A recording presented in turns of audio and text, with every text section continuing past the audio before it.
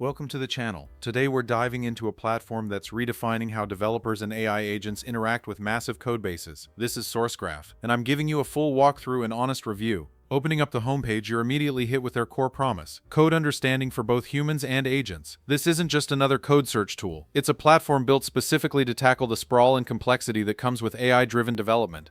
As composers ship faster, their code multiplies, and without the right tooling, both you and your AI assistants get lost. Sourcegraph positions itself as the solution to that exact problem, and the first thing that stands out is their four core pillars: deep search, the MCP for agents, batch changes, and code insights.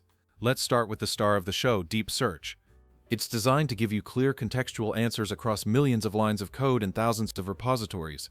Whether you're looking for every instance of panic handling inside HTTP handlers or trying to trace an API across a monorepo, the search is exhaustive and near instantaneous. Sourcegraph offers an enterprise search plan at $49 per user monthly, which is clearly aimed at organizations needing premium code search with enterprise-level security, scalability, and flexibility.